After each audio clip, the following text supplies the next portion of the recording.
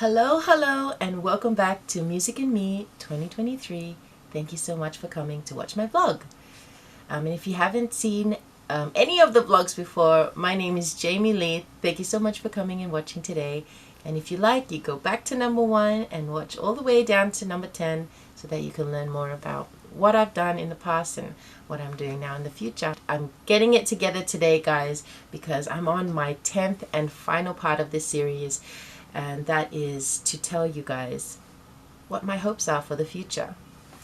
Now, I'm just going to get straight to it. I don't think I can share everything because I don't want to speak it too quickly, but there are some things that I know definitely have to happen. They have to happen because I'm so passionate about helping young people be excellent in their craft. And one of the things that really struck my heart, it was part of the praise and worship team that I was in. And we really believed that God was calling us to operate in spirit and in truth. And that everything that I do it for the Lord, but I don't perfect my craft and I don't give it the best that I can give. It won't make sense. Exercising the vocals, practicing lyrics, being mindful of stage presence. As a performer, those things are important. As a praise and worshiper, we have to practice those things, but then we have to leave him on the stage and let God do his thing, right? But when we're talking about the secular marketplace and leaving the safety of the church and going out and using your craft, that's different type of music, that's lyrics, and that's working with different musicians and people from different cultures and backgrounds and religions even. And we have to be excellent in how we present to the world, because if we truly believe that God's given us a gift to go out and use it, or if you don't believe in God, that you have a gift that's something that to be shared, it should be fair enough to say that you should take some time to love it, to love and nurture your gift, so that when you present it, it's not just because of who you know or how much money you have, but that you've worked for that position, that you deserve to be there. I also believe that God puts us in places for his will and purpose. There's a time for everything. So, there might be times when you definitely didn't deserve it, but you got it. And then there's times when you deserved it and you didn't get a spot. I have had failed auditions in the past. I'll tell you what that story is. So I actually went and auditioned for X Factor, I think it was. And it was my first time ever my first and last time to ever audition for a TV show. I really felt confident that day. Like, I was like, yeah, I got this, Everyone loves it when I sing, and I'm a really good artist, and I know what I want, and blah, blah, blah. But I wasn't the best, and I didn't know who I was, and I look back at what I even wore on the day, and I was like, that's not even me. That's not my style.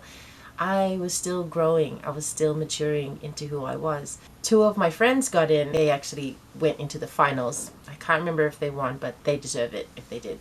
But anyway, besides that, the point is that I wanted to learn from that experience. It took me a little while because I was thoroughly embarrassed and kind of disappointed that I wasn't who I thought I was. Moments like that in my life really taught me that there is still space to grow. And it stuck with me ever since then, that our craft is something that has to be exercised, that has to be worked on. So in 2017, we officially started something that I had been dreaming of for a while, and that was workshops. And it doesn't sound like a lot, but they were performance, dance, singing workshops for children. And I had worked before that as a vocal teacher for a range of ages, but this was the beginning of a school for me. So the Loud Creative workshops I did in Port Moresby, and hopefully we'll do in Australia soon. And the idea is to have spaces for young people to come and learn their craft and to explore it and to then perfect it. One day, if I had a building or 20 all over the world, that would be amazing. But right now, the most effective way to do it would be to go into the schools and do programs. I would love for my program to be integrated as a class. I don't know how that happens. I don't know how those things are organized, but you know, normally you would see this type of program as an after-school program or even as a holiday program, which I would love to do here in Australia as a holiday program and in PNG. But ultimately, I would love to have something like this as part of the curriculum, and that would be to have people who are working in their craft now, my mentors and young leaders. We would work with them first. We do need paperwork, we need extra schooling, all the different things like Blue Card or safety checks, or even just how to work with children, or literacy programs, things like that. So my goal would be to first work with the young people to make sure that our mentors are doing great. I feel like that's our responsibility as a community, to make sure that everyone's got a good life, everyone's healthy, not just out using their gifts healthy, but in their family life. Are they set up? Do they have financial support? Do they have good mental health, support as well?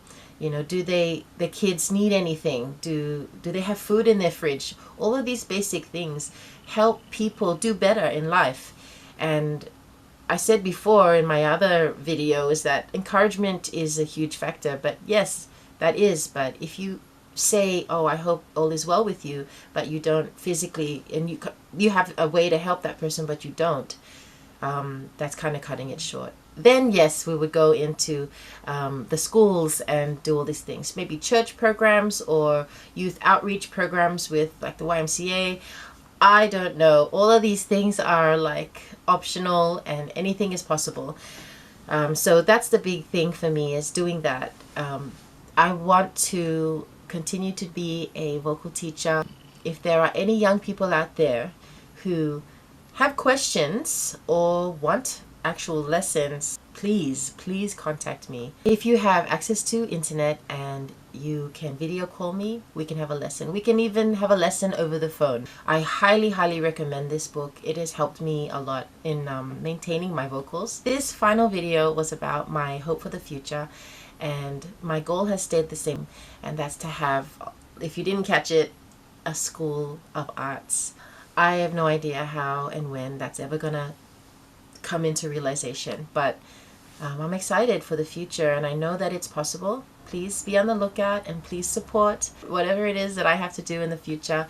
But I hope you guys have learned a lot and are blessed by what I have shared over the last 10 weeks. Honestly, it was an absolute pleasure sharing my life with you guys, and there'll be many more series or videos to come, probably not as long as this one. I just wanted to start off my YouTube channel with something really solid, and yeah, I think that we did that. So thank you so much again for joining me over these 10 weeks, you guys. That's a lot of commitment, and I thank you so much for sharing the video and watching it, and those who come in later on, thank you for joining, and I hope to see you guys again in the comments. Please leave messages, leave questions, follow me on my other socials, look me up, whatever it is. Blessings to you guys and your families. Have a great rest of the week, and I'll see you again when I see you. Bye.